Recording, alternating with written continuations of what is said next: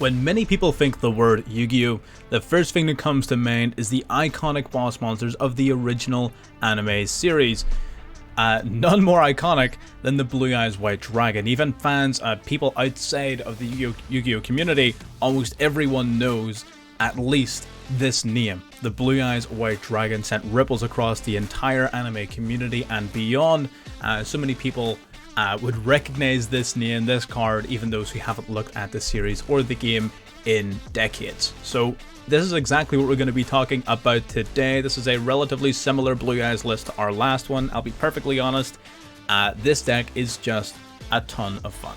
It's a really effective mid-range deck. It's not the most competitive thing in the world. I'm not trying to sell it to you as in like tier 0 best deck, but it is a ton of fun, and it really is. I love using these old iconic monsters and making them actually effective in ranked, especially if you can do so in a relatively pure version of the deck.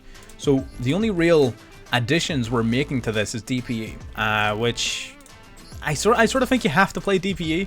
It holds a lot of synergy with the Blue Eyes Jet Dragon, and to be honest, there's a lot of situations in which where if you get interrupted in any major way, well, you need to have a fallback plan, and your fallback plan is going to be DPE. And this guy not only is one of my favorite cards from, you know, a design and function standpoint. I'm a huge Heroes fan.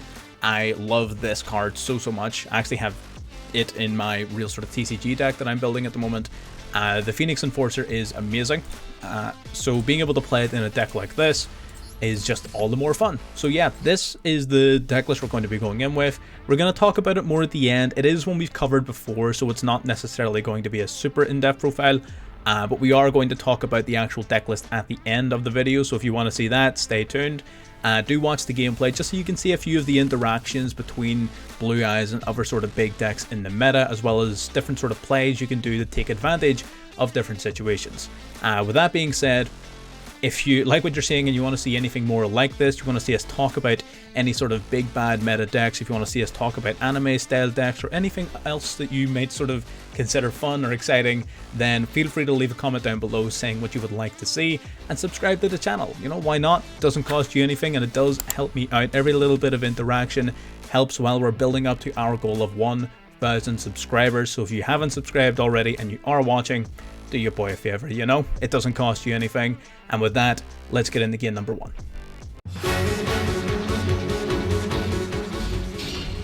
Alrighty, here we are going first. We have a very interesting hand here. The moment you see Dictator of D in your hand alongside any other Blue Eyes base card, you know you're loving it.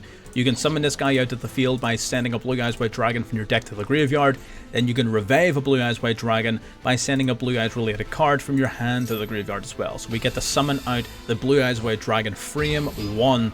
Our White Stone of Legend then would search our deck for another Blue Eyes White Dragon, which would have kind of been useful, but I mean, he ashes it. That's not super detrimental to us. So what we're going to do is link our Blue Eyes off into Link Spider, turning it into an effect monster, that royal rare Link Spider, into the royal Predaplant Verte Anaconda, showing off the true Kaiba flex here. But yes, we're going to link those off in the Verte Anaconda for our DPE. So not only do we have our Blue Eyes in the graveyard, meaning our Jet Dragon is now live. If it ever needs to be summoned, it can start bouncing cards. We also have DPE, which will be continual recurrence then throughout the game. So that's why we really want the Blue Eyes in the grave. So our Jet Dragon is now live. Our opponent's going to go Adamancipator Analyzer. We're going to quickly max see that. We don't want to be dealing with Adamancipator shenanigans too much. Very interesting field and sleeves for an Adamancipator player. He does have the Droll Knockbird though, so we only get to draw 1. We're going to chain to the Droll Knockbird our DPE purely because we don't want to give him the opportunity to use his Analyzer's effect. He can technically normal summon another one. He does get to summon his Supplier, but we're going to chain to that the summon of our Blue Eyes Jet Dragon, which puts a decent sized body on our board. We still have our effect filler if our opponent manages to summon an additional Adamancipator monster, but they're going to be hard pressed to keep up with us here. They're going to go Prank Kid Roxy's into the Meow Meow Moo, and from there they just scoop it up. Our opponent was really sort of heavily limited in what they could potentially do. The Jet Dragon makes life very, very difficult for them to keep up, especially with DPE coming back next turn. There's just not very much they could have done without the additional combo potential. But yeah, that's pretty much it for game number 1. Let's get into game 2.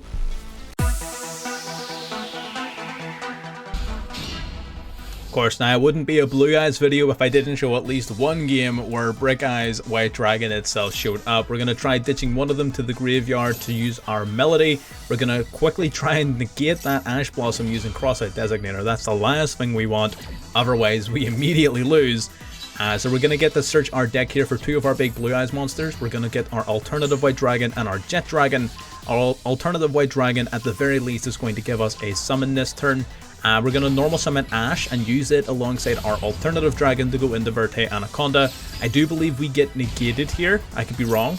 Oh, I'm wrong. Yeah, no, we actually get to summon our DPE, which is great. So now we have DPE and Jet Dragon. So this is one of the most basic plays of the deck. Your DPE will combo really well with your Jet Dragon because as soon as anything on the field is destroyed, i.e. by your card, you then get to summon out the Jet Dragon from your hand, and if the Jet Dragon battles anything, you get to bounce a card back to your opponent's hand. So long as this card is face up, all of your other cards are also protected from effect destruction. So it's got a decent wee bit of synergy there. Our opponent's going to go Incredible Ecclesia, but not really much we can do about that. They summon out the Moyi, going to reveal Adhara in their hand to summon out the token. I believe at this point we DPE here, pop their token. And we're going to summon out the Blue Eyes Jet Dragon then as a consequence of that. So that is great. The Jet Dragon makes its way out to the field. I believe our opponent has they always have the strategist without fail. Every single time. As a Sword Soul player, I can confirm we always have the strategist. There's nothing you can do about it. They're going to go Shizao. Shizao is going to search their deck for a Sword Soul card while the Moyi is drawing them an additional one. So they're going to banish the Blackout from the deck to give them an extra token to use with their strategist. Strategist then is going to go into the Supreme Sovereign, forgot his name for a second, the Qing Ying. Now remember we had to pay 2,000 life points for Verte Anaconda, so we are very low on life points. He's going to go summon to revive the Moyi as well here. Summons out the Ash Blossom to go into Yazi. At this point we realize that this guy is just kind of gaming on us. So the Yazi's going to summon Taya out from deck. When he activates the Taya, we sort of realize that this guy's he's just playing around. He's going to go full combo, full hog, and there's nothing we can do about it, so we decide just to scoop it up. Yeah, on occasion, you're going to come across decks you just can't do anything about. It's not always going to work out, especially if your opponent just has every card. You know, and they always have strategists. I don't know why I'm surprised. They always have strategists. So no, 100%. Sometimes it just doesn't work out. But remember, you're playing Blue Eyes to have fun, not to win every single game. And this is ranked. So you're going to be expecting to come across some pretty powerful opponents. If you're not ready to take an L every here and then whenever you open up 2 copies of Blue Eyes White Dragon, then you're simply not ready to play this deck. You're not going to win every game. But having said that, let's get into game number 3. Alrighty, so this hand is horrible. Our opponent sets 5 and passes, so the only interruption we have, being a Gamma, is useless. So we're not having a fun time. We are not having a good time at all. Our opponent summons out their lovely Labyrinth here. They still have 4 face downs. We're going to go into Ling Karibo, meaning of course our Gamma is not useless. We're going to search our deck for the Blue Eyes White Dragon, trading it in for an extra 2 cards. Our opponent has nothing to say about it, and we just top deck the Fusion Destiny. Our opponent's going to go Dogmatic of Punishment here, which is fine. He destroys our Link Karibo. He's doing it preemptively so he can force us to use DPE right away. So I get what they're doing. They're going to send the Entis. Entis is going to try and pop a card on our field while the Labyrinth tries to destroy a card in our hand. As long as they don't hit the Imperm, we are loving it. They're going to go the Eradicator Epidemic Virus, hitting spell cards.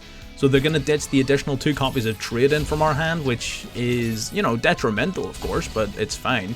We're going to take out their Imperial Iron Wall, which is very interesting, but now suddenly that 5 back row is gone.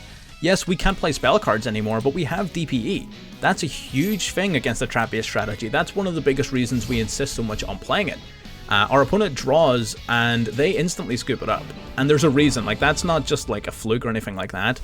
Against major back row based strategies, DPE is so impactful, especially if you just, you know, dig your way through your deck until you get to Fusion Destiny. That was a little bit lucky, I'm gonna give you that. It was a little bit lucky.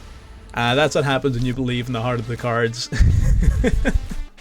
But no, it was a good game, pretty funny game, and that's how you will generally beat back row based strategies. You just want to DPE, burn their back row until they can't do anything about it. I think they were a little bit preemptive with that Eradicator virus. Maybe they were worried about Melody. I don't know. But yes, anyway, let's get into game number 4.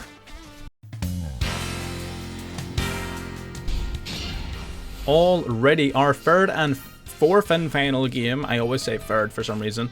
We're going to send Blue Eyes to Grave to summon Dictator. Now before we use Dictator's effect, we're going to use Sage to search for the White Stone of Legend, giving us an additional search. We're going to grab the Blue Eyes White Dragon from the graveyard, and then our White Stone of Legend is going to grab a Blue Eyes from deck, meaning when we use our Melody, ditching our Dictator of D, we have a Blue Eyes in hand to reveal for all our alternative White Dragon summon, which we can now of course summon out. We're going to go into a level 9 synchro here, Blue Eyes Spirit Dragon, which gives us a graveyard negate. We're going to use our 2 effect monsters for our Verte Anaconda. Verte Anaconda paying 2,000 life points to summon out DPE, as we have in virtually every game thus far, because it is an integral part of the deck. So we have the Spirit Dragon, the Jet Dragon, and the DPE ready to go. They're going to go Thunder Dragon Dark during our end phase just to put a Thunder monster in their graveyard. That's detrimental. We need to see what our opponent has. They set 4 and pass. I don't know what kind of back row based strategy this is. At least one of those was bait because we hit the Harpy's Feather Dusted there. Blue Eyes Jet Dragon makes its way out to the field here after having destroyed a back row, and our DPE is going to be coming back during the standby phase. We decide we're going to use the Spirit Dragon's effect right now to summon out the Azure Eyes so we can start reviving some of our dragons during our opponent's turn. We're going to bring back DPE here, and our Azure Eyes Silver Dragon would bring back the Blue Eyes White Dragon, but our opponent has the 8 Dragon's Prison. That is pretty bad. That means our Blue Eyes White Dragon as well as one of our other dragons are both being banished. He chooses the Jet, which means we're down 2 dragons. That's pretty bad. We're going to go into the battle phase here. We're going to try and inflict as much damage as we can, pressing the advantage while we still have it. DPE here is going to snipe another back row card. We need to rid as many of them as possible. The one we missed though was the Call by the Grave. That is really bad for us. That means DPE is now gone. With no normal monsters in Grave, our Azure Eyes Silver Dragon losing its protection, we're in a very vulnerable position. We're going to go Call by the Grave. We're going to hope we can at least survive another turn, maybe top deck something useful. Our opponent's got the Allure of Darkness, which is huge, banishing the Roar from the hand. Roar, when banished, is going to summon Dark out to the field. He's going to discard a Thunder Dragon from his hand just to basically satisfy the summoning conditions of Colossus, and out comes Colossus. Of course it does. He's then going to try and use the Thunder Dragon Dark in Grave. We're going to preemptively banish it using Call by the Grave, so no search and one less Thunder monster in Grave to protect his Colossus. The Colossus is just about big enough to get over our Silver Dragon, which is very unfortunate, but it's not sticking around. Our opponent's going into Thunder Dragon Titan, actually. This guy smells blood. He's going all the way. The Matrix, of course, grabbing another Matrix straight back to his hand. Thunder Dragon discarding itself to trigger the Titan to pop a card. This is looking dicey. So our opponent's going to pop our Silver Dragon, meaning our biggest line of defense is now gone. Not that it would have been able to defend against 3200. He inflicts 27 over our Verte Anaconda. We're in a very rough spot. We really need a miracle draw here. Let's see what we've got. Crap. Call by the Grave does nothing. And what does our opponent have in their hand that they searched for last turn? Well, they've got the Thunder Dragon Matrix, meaning they can boost up to 3700, and that's game. Unfortunate. What else are you going to do? We got beat by Thunder Dragons. I'm glad at least the deck that beat us was Thunder Dragons, because I love Thunder Dragons, so you know it's fine. But yes, no, again, like I said, can't win them all. Sometimes your opponent is just going to have the out, especially in a back row heavy meta game, which is sort of what we're going through at the minute. There are certain changes you can make to accommodate for that, but it does hurt the overall viability of the deck then going forward if you do make such adjustments. Either way, I'm going to talk about the deck profile now, and you'll know a little bit more about what I mean. Alrighty, so here's the deck profile. We're going to start by removing the fluff, like we always do. We've got the Psi, Frame, Driver, and Gamma. We've got the double effect failure. I think at least one is core. I think if you're playing Blue Eyes, if you're playing Sage, you have to play at least one effect failure. You've got the double Max C, the double Ash Blossom, you've got the double Call by the Grave, the Crossed Designator, and the double Infinite Impermanence. So there is 13 slots. You go nuts with. Do whatever you want with those 13 slots. If you want to play hand traps, if you want to maybe play some extra dragons, you know, you want to throw in some Levianeer action, you go nuts. You do whatever the hell you want with those 13 slots. I do think Veiler is definitely core. At least one copy of it, because you can search for it off of Siege. So if you don't need any of your eggs, then you can search for Veiler, which is pretty big. But this is the deck. How does it actually work? Well, it's relatively straightforward. You've got a couple of main sort of combo starters. The biggest one in the deck is, of course, the Dictator of D. Dictator of D basically says that while it's in your hand, you can send a Blue Eyes White Dragon from your deck to the graveyard to special summon this card to the field, which of course is very useful because 1, it's a special summon of an effect monster, and 2, it puts your Blue Eyes White Dragon in the graveyard, meaning things like your Blue Eyes Jet Dragon are now live. It means you've got less bricks in your deck, so generally speaking that's fantastic. It also has a second effect which allows you to discard any card that mentions Blue Eyes White Dragon in its text, including the dragon itself. So any of your eggs, your Siege, or other big Blue Eyes Dragons, ditch any of them from hand to grave to resummon the Blue Eyes White Dragon from your graveyard, or any other Blue Eyes monster. So you can even revive the Jet Dragon if you so desire. So he is really powerful. He's basically like a one card DPE, alongside being able to get some of your other materials into the graveyard. So this guy's busted. The Blue Eyes needs more cards like this. You also have Melody, which is another big one, which we're going to get to. But Dictator of D is definitely the biggest. Then you have Siege with Eyes of Blue. 2 main effects. On normal summon, you will search your deck for a level 1 light tuner that is either a Veiler or an egg. And it also has a second effect where if it's in your hand, you can send an effect monster on your field to the graveyard to summon a Blue Eyes monster from your deck. That will usually be your Jet Dragon, or if you don't have the original White Dragon in the graveyard yet, the original Blue Eyes White Dragon will also suffice. So this card also holds similar sort of combo potential alongside the Dictator of D, although not being quite as powerful. It does, however, boast the advantage of being a level 1 tuner monster, which means that your synchro plays become a little bit easier with this guy. But yes, and they will generally work in conjunction with, in terms of combo potential, with your Blue Eyes alternative White Dragon, which can special summon itself to the field by revealing a Blue Eyes White Dragon in your hand. So that's generally the 3 main combo pieces. The rest of the deck sort of just works around that. You of course have the Blue Eyes White Dragon. You can maybe get away with running 2 copies of this, because, you know, it is a brick at the end of the day. You don't really want to be seeing more than one of it in your hand, but having multiple copies in your deck is always useful to make sure your Dictator of D is always live. So it's up to you. I play 3, you can play 2 if you want, totally your call. Whitestone of Legend is a big one. When this card is sent to the graveyard, add a Blue Eyes White Dragon from deck to hand. Helps you with your Dictator of D plays, helps you with your Jet Dragon, your alternative White Dragon.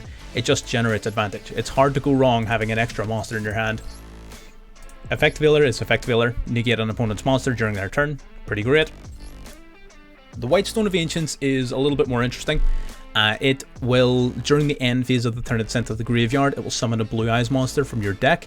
Now the complication with that is that if you go into Verte Anaconda during your turn, then this card is no longer alive during the end phase. So you sort of need to be aware of that.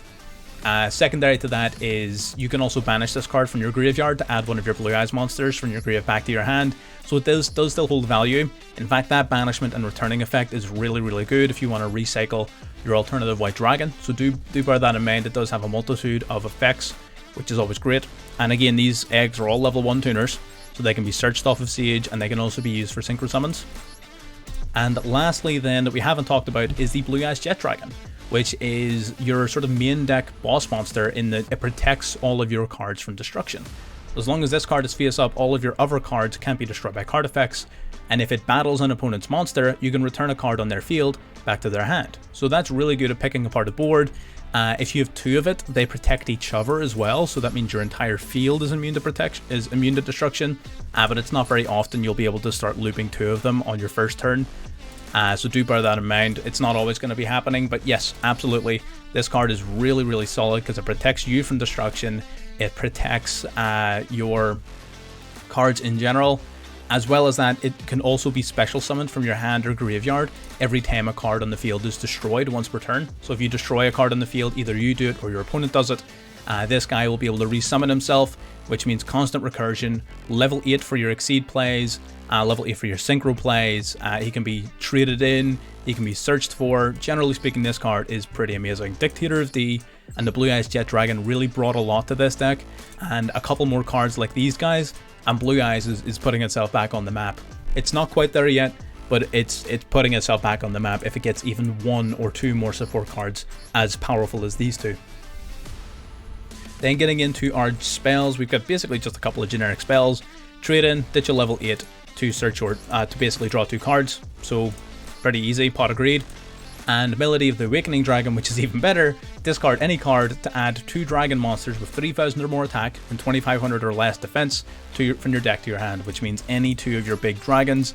There's a few other pretty solid targets off of this, primarily Chaos Dragon Levianeer. If you want to play this card, you absolutely can.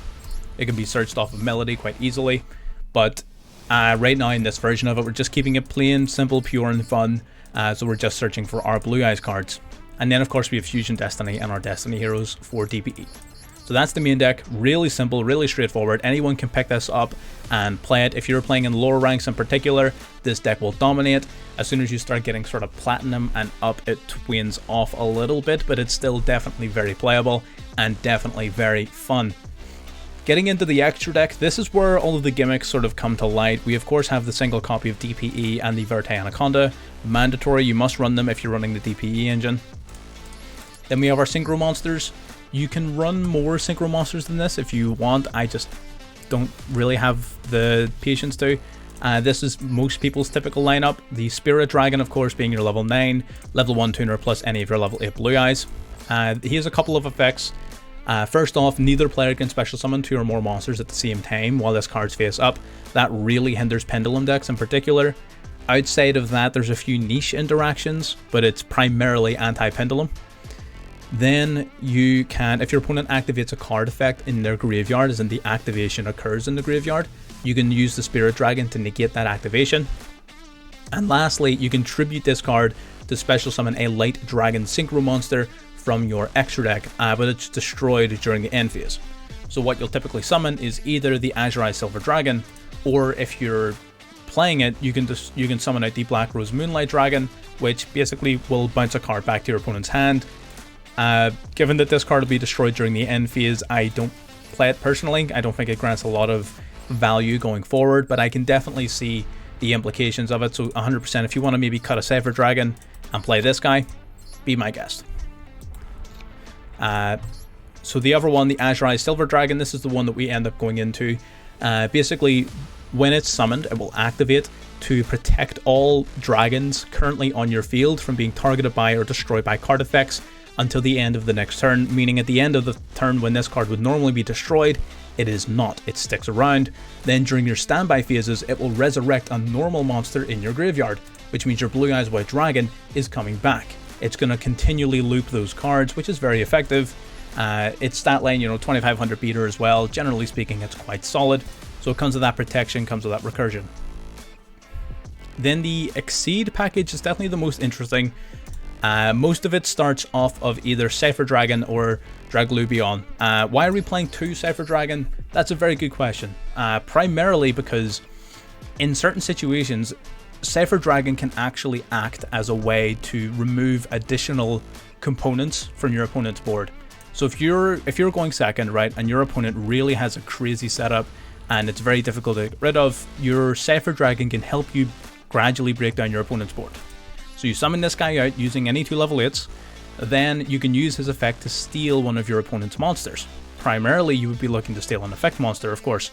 And for the rest of the turn, only this card can attack directly. So by going into these plays, you are effectively sacrificing your battle phase, but sometimes it's worth it. So Cypher Dragon, then, you can rank your Cypher Dragon up into the Full Armor Photon Dragon. The Full Armor Photon Dragon can detach a material to pop a face-up card on the field. You can rank your Full Armor Photon Dragon up into the Cypher Blade Dragon, which will remove a material to pop any card on the field at all, face up or face down. And then you can use your Cypher Blade Dragon and the monster you stole from your opponent to link summon into Verte Anaconda for your DPE. So that means you're stealing one with Cypher, popping one with Full Armor, popping one with Cypher Blade, and popping one with DPE. That's 4 cards being removed from your opponent's field, and all you need to make that play happen is any 2 level hits.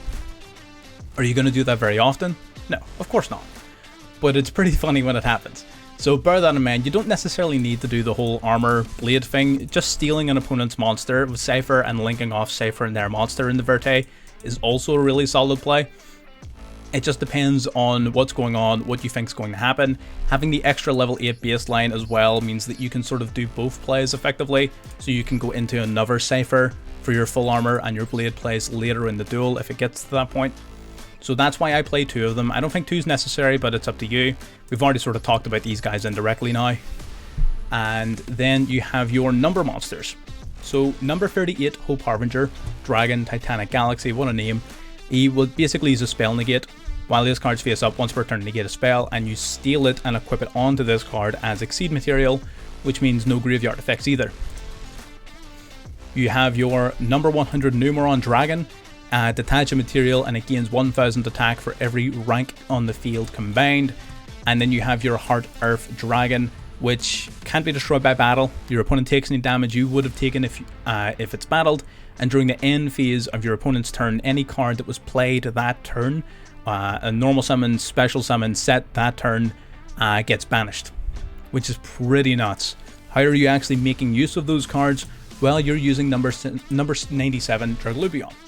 Summon this using any 2 level 8s, detach a material, you choose 2 number Dragon Exceed monsters, you summon 1, and you attach the other as material. So typically, you'll be summoning number 100 and attaching number 92 on as material, number 100 giving you massive OTK potential, having around 9000 attack on average, because it'll be 1 his own rank plus Draglubion's rank at 8, so that's 9 ranks, meaning 9000 attack. Pretty nuts. It can also summon out your Hope Harbinger for a spell negate, and on occasion, you might summon a Heart Earth Dragon, which is more useful against trap-based strategies, but it doesn't come up very often. That does it for the Exceeds. Then Link monsters are pretty self-explanatory. Link Spider is only here to turn your Blue Eyes into an effect monster should you need it. Link Karibo just to put your eggs in the graveyard, and Verte Anaconda for your DPE. So that's pretty much everything. The deck is relatively straightforward. Again, there's a few branching paths and whatever else, but the plays and the combo lanes are super simplistic, and they're designed to be as high impact and as fun as possible, while avoiding all of the complexity of really sort of stupendously complex strategies. Because at the end of the day, it doesn't matter how much you complicate this deck and how much you dilute this deck, no matter what you build is just going to be a weaker version of that other deck that has Blue Eyes in it. This is a Blue Eyes deck. That's what this is. It's not going to win every game. It is good, and it will win you games in ranked. You could potentially maybe even climb to Diamond with it. I don't know. It would be hard. You would be hard pressed.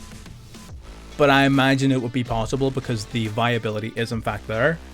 But that's what this is meant to be. This is meant to be fun. This is meant to be something you pick up, you bring in the rank, you get these cheesy wins, and you just have a good time. That's the idea. It is a bit expensive for something that is a little bit fun, but again, it just depends on how much of a fan you are of Blue Eyes. Let me bring the full deck list back up for us, just so you can get one more look at it. And yeah, I mean, that's pretty much everything I have to say on it. If you've got anything else you would like to add in, change, say, I don't know, anything about the deck in general, or any other decks you want to be seeing, feel free to leave it in the comments below. And if you've watched this far and you haven't subscribed yet, well, why not? You know, you might as well while you're here, like the video as well. And with that, I'm signing off here, and I'll see you all in the next one. Bye-bye.